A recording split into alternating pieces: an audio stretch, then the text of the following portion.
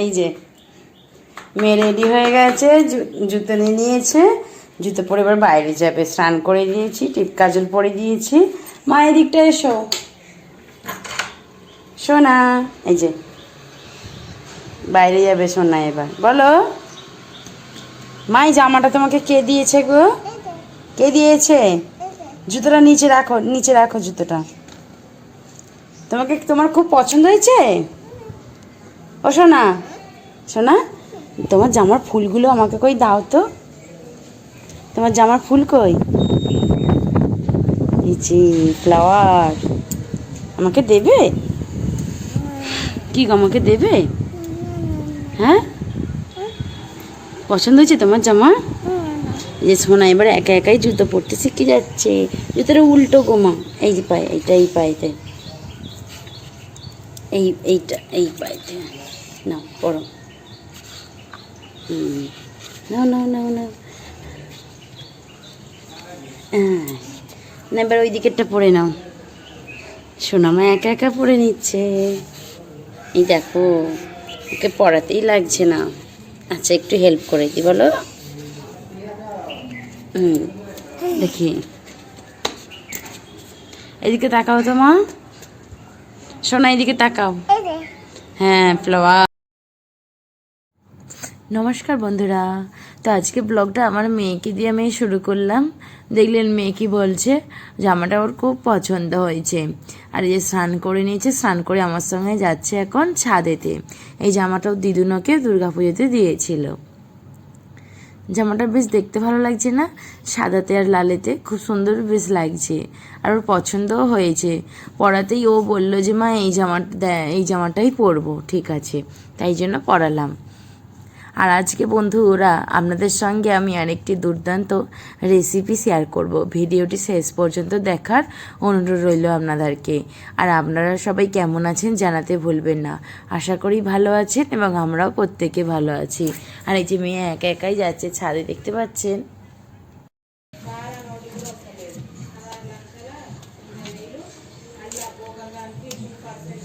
Very good, very good, very good.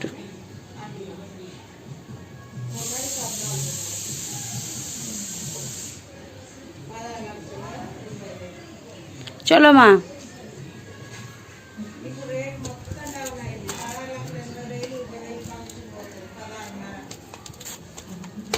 দেখছো মাটা কত বড় হয়ে গেছে।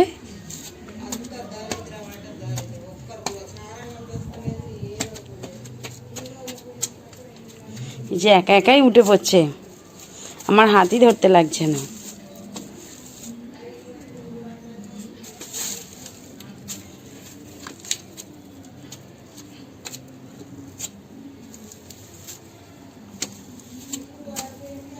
খুব রোদ ছাদেতে। সোনা, সোনা রে, ছাদে তো খুব রোদ। যাচ্ছিস? আর যেতে হবে না, চলে এসো। চলো।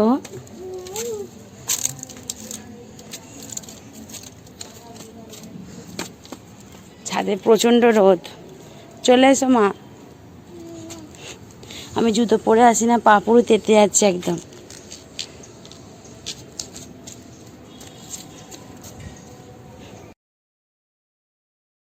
তো বন্ধুরা, পালং শাকের ডালনা করার জন্য আমি এদিকে বেসন নিয়েছি। যেহেতু আমার কাছে বড়ি নেই, বড়িটা নয় শেষ হয়ে গেছে, ওই জন্য আমি এরকম বেসন থাকলে ঘরেতে বেসনের কি সুন্দর ছোট ছোট বড়া মতন দিয়ে, তো সেইগুলো দিয়ে করি। তার তুলনায় কিন্তু খুব সুন্দর খেতে হয়, ভালো লাগে।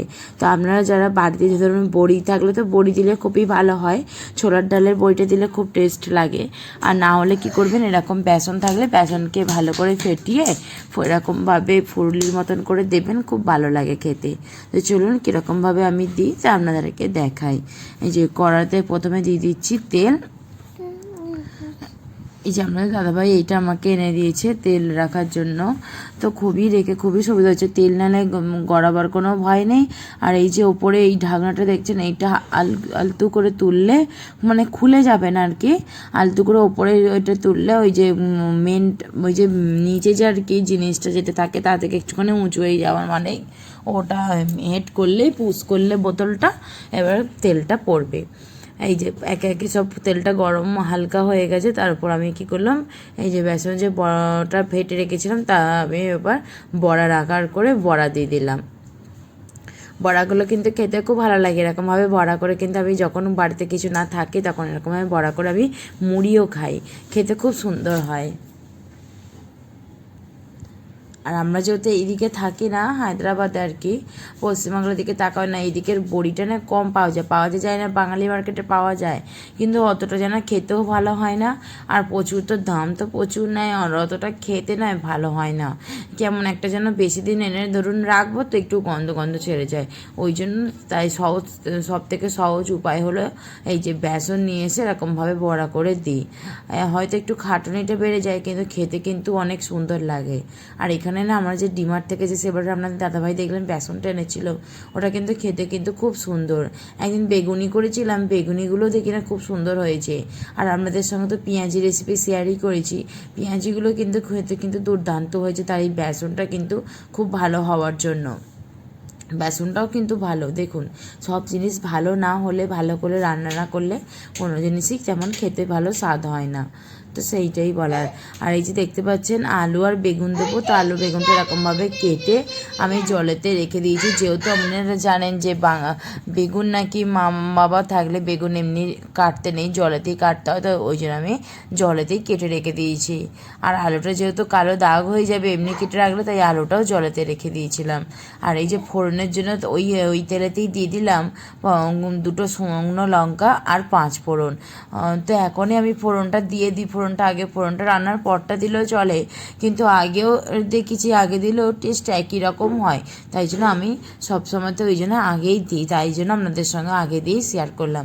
এবং আলু আর বেগুনগুলো একটুখানি সামান্য হালকা করে নেড়ে নেবো তেলেতে, 2-5 মিনিটের মতন আমি একটুখানি নেড়ে নেবো, তারপর দেবো পালং শাক। তো এখন শীতের কালে পালং শাক কিন্তু খুবই তাজা তাজা মাঠের সময়তে হয়েছে, অনেকদের জানি খাওয়া হয়ে গেছে, তো আমাদের এখানে না 12 মাসেরই পালং শাকটা খুবই তাজা পাওয়া যায়। পালং শাক, নোটে শাক, মেথি শাক, ধনে পাতা, পুদিনা পাতা, ক্যারি পাতা, এইগুলো না খুব পাওয়া যায় আর খুব তাজা তাজা ফ্রেশ, তাই জন্য এই যে আমরা দাদাভাই নিয়ে আসে প্রায় দেরিতেই রান্না করা হয় কিন্তু শেয়ার করা হয় না, ওই জন্য শেয়ার করলাম। দেখতে পাচ্ছেন আমি এরকম বালতির জলেতে ভালো করে ফেলে রেখে দিয়েছিলাম, শাকটা কেটে ভালো করে চকুটে ভালো করে ধুয়ে, যেহেতু একটু কিচকিচ বালি ভাব থাকে না, ওই জন্য একটু বেশি জলেতে বালতিতে করে ধুয়ে নিই। এখানে তার নদী পুকুর নেই যে ভালো করে চুবিয়ে ধুবো, বেসিন আছে, বেসিনের জলের থেকে আমার মনে হয় বালতিতে শাকটা ধুলেই ভালো হয়। আমি শাক আনলেই বালতিতে করে এরকমভাবে ধুয়ে নিই। যে শাকটা দিয়ে ভালো করে আলু বেগুনের সঙ্গে একটু নেড়েচেড়ে নিয়ে এরপর আমি কি করবো, একটুখানি 2 মিনিটের জন্য চাপা দিয়ে দেবো। দেখবেন পালং শাক থেকেই না অনেকটা জল বেরোয়, জল তো দেবই, কিন্তু অন্য শাক সবজি যেমন একটু মানে জল লাগে সেদ্ধ হতে, কিন্তু দেখবেন পালং শাক শুধু যখন আপনি সেদ্ধ করবেন জল সেই রকম লাগেই না, এই হালকা একটুখানি জল ছেটা দিলেই জাস্ট হয়ে যায়। আর এই যে একটুখানি চাপা দিয়ে দিলাম, দেখতে পাচ্ছেন কতটা কমে গেছে, এই যে কতটা নরম হয়ে গেছে পালং শাকটা। এরকমভাবে রান্না করলে বন্ধুরা 5 মিনিট যাবে না, সব কিছু রান্না হয়ে যায়। এই যে এবার দিয়ে দিচ্ছি হলুদ গুঁড়ো দিয়ে দিলাম, এরপর দেবো লঙ্কার গুঁড়ো, এই যে লঙ্কার গুঁড়ো দিয়ে দিলাম,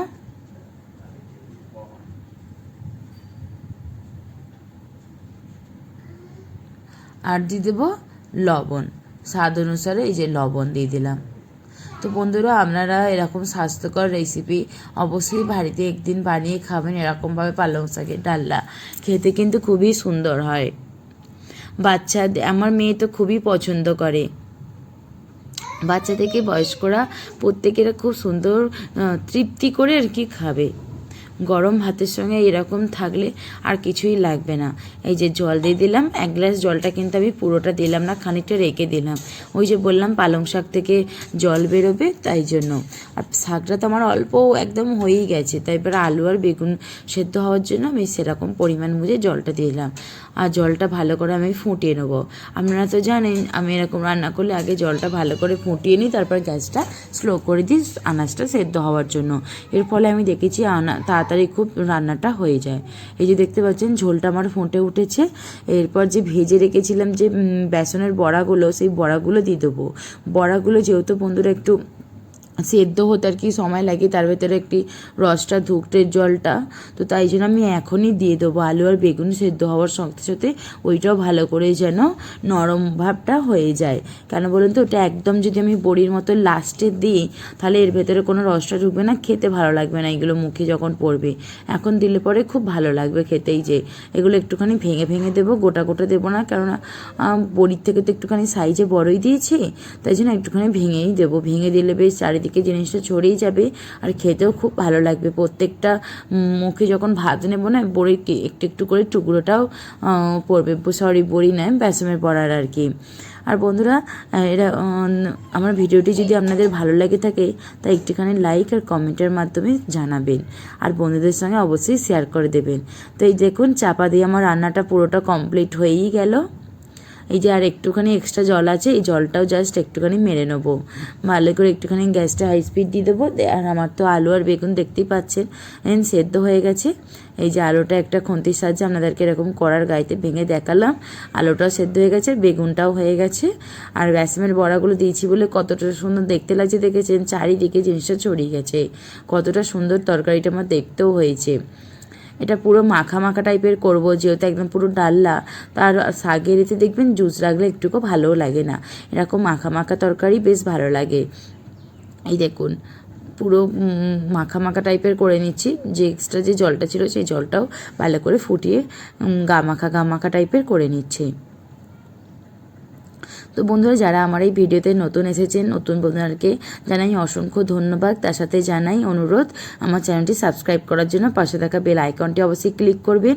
আমি নিত্য নতুন ভিডিও ছাড়ি, তা আপনাদেরকে অবশ্যই উপভোগ করবেন, খুবই ভালো লাগবে। এই যে একটা বাটিতে করে নিয়ে নিচ্ছি, বাটিতে করে নিয়ে আপনাদের সঙ্গে ভালো করে দেখাচ্ছি সার্ভ করে আর কি। এইরকম বন্ধুরা পালং শাকের ডালা গরম ভাতের সঙ্গে খাবেন, পরিবারের সবাই খুব মুগ্ধ হয়ে খাবে, তৃপ্তি করে খাবে। তো বন্ধুরা ভালো থাকবেন, সুস্থ থাকবেন, বাই।